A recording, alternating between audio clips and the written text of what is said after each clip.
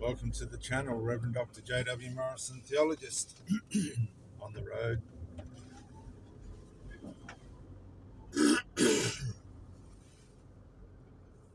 Going to pick up some boards that have been repaired. Sunday morning, not a person in sight. They're all probably hungover and coming out of their stupor. I don't know. The masses, they work.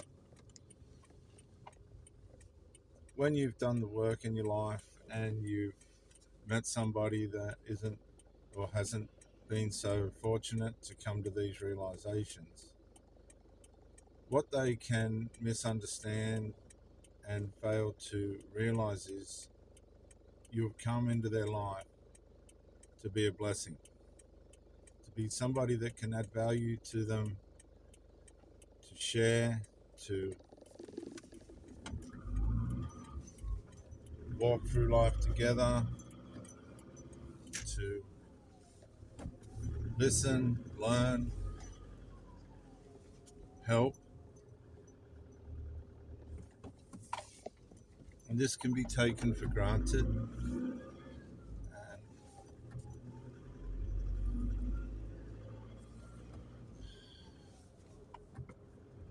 as you start to notice people pull back, they'll pull back on you, start to limit things, and bring the curses back on themselves. They go back into their dark way, and your light's still shining, but your light can't shine where it's not invited. And as a Christian or a chosen one, a proper chosen one, not a whatever, one where you're not trying, one where you just, the Holy Spirit's with you, you begin to ask. I've said to some of my girlfriends, really, I don't understand how this relationship's working, because there's nothing that you really need me to do. It's transactional. They're just coming for sex, some company, and then just going back to their darkness. And this led me, nearly 25 years ago, I had a lady for about 8 years. I won't say her name, that wouldn't be fair. I don't think she'd like it. And she was a covert narcissist. I didn't know at the time. And she couldn't get her teeth into the relationship. She was asocial and asexual. You can look that up. And for some strange reason, she liked me. She hated men, but she seemed to have liked me. This went on for 8 years. After my first marriage.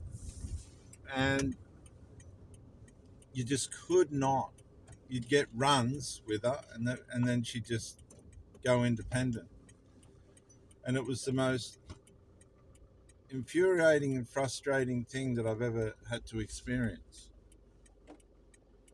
In the end, I walked away. I just had to walk away. She was horrible. It's horrible. And while I was with her, the momentum of the relationship turned her life around to the point where she decided that she wanted to buy a house. Things can change when you're with people that are caring and loving you, and you want to see them succeed. So she'd gone from renting, and now it was time for her to. She decided that she was able now to buy a house, and I thought that was incredible. So she was given advice that one of her friends and a friend of mine had given her advice, but she seemed to be one of these people that would get good advice and then go in the opposite direction. Oh, look, she had a rebellious spirit. There was this underlying self-sabotaging, rebellious spirit that she had. And they just can't seem to see it. They just can't seem to see how they're affecting themselves. So one of her friends had the home loan lined up for her, a really good deal on this home loan. And nobody could work this out. Nobody could work this out. For some strange reason, she just took it upon herself to go and get a loan somewhere else that wasn't anywhere near like the loan she was going to get off originally with all the help of her friends and that. She just went and got this other loan. She lasted 3 years in the house. Beautiful little house. The relationship broke down.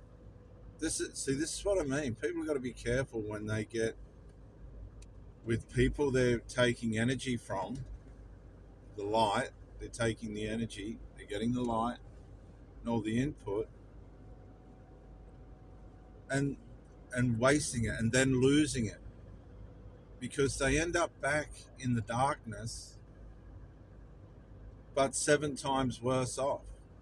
They end up with horrible resentment and bitterness and hatred and anger and fury. But they've done it to themselves. They've driven the light away. She lost the house. She ended up in tremendous debt.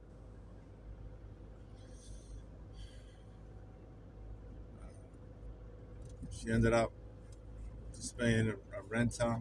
She ended up nothing. She knocked around with a couple of blokes and then shut shop and ended up just back where she started on her own. And you take these lessons with you as a man, and you watch female nature and you learn from it and you consider it, and you ask yourself, there was nothing wrong with the relationship. It was this person. They just had undeveloped abilities. The potential was there. But covert narcissism, undeveloped, infantile, self-sabotaging, and it'll sabotage you as well, characteristics, just wreck everything. They wreck the person. They can wreck the people around them if they let them, but I was too savvy to get caught up in her demise. She wasn't functioning in the relationship properly. She was trying the devalue tactics where they condition you to minimal contact but maximum output from you. No, I kicked it to the curb, back where she belonged. And that's 7 or 8 years of what? Learning something that has put me where I am now. Possibly. She ended up with nothing. She ended up terribly overweight. Just horrible what happens. And so people need to be careful when somebody that is energetic and doing the work and walking in the light comes into their life, and they sense that power and exuberance and inspiration and energy, and their mind begins to change and develop, and they begin to see possibilities, real possibilities that can change their futures and their children's inheritable futures, and they get right up into that place but haven't got the character to stay there. They go back into the darkness. They default back into the darkness. They begin to take the person for granted by insulting them, through using their energy in a wasteful way.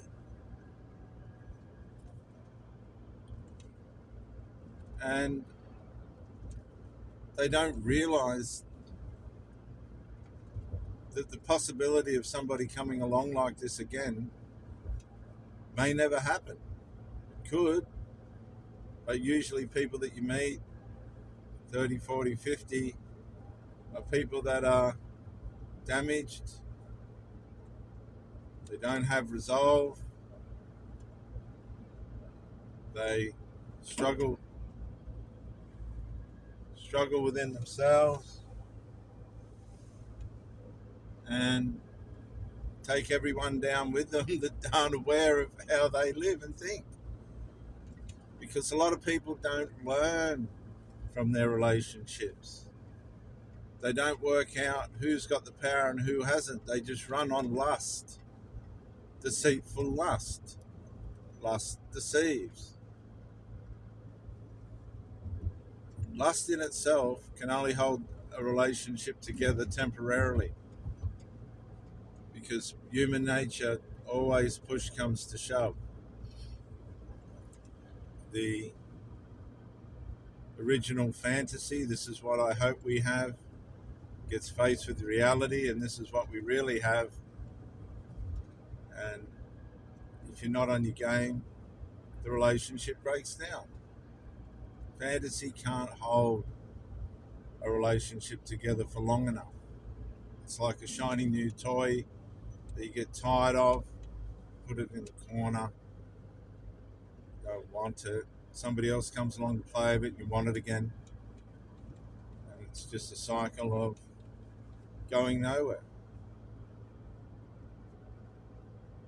And it happens all the time. All the time.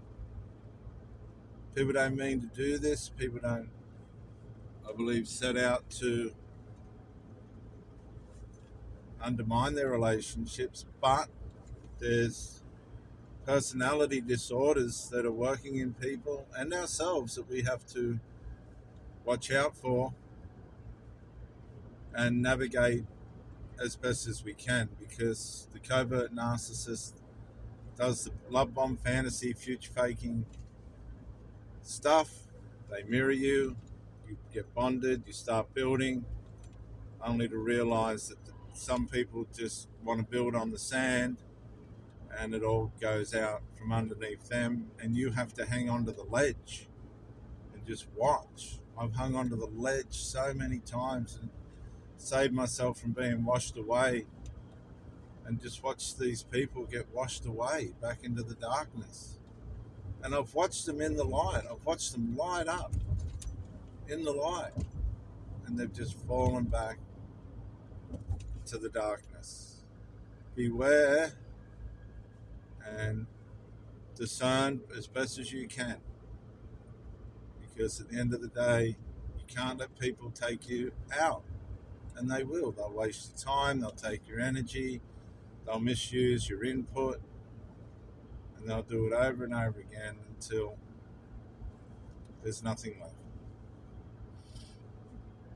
I'm Reverend Dr. J.W. Morrison, theologist. I hope this resonates with you. Thank you for joining me, and bye for now.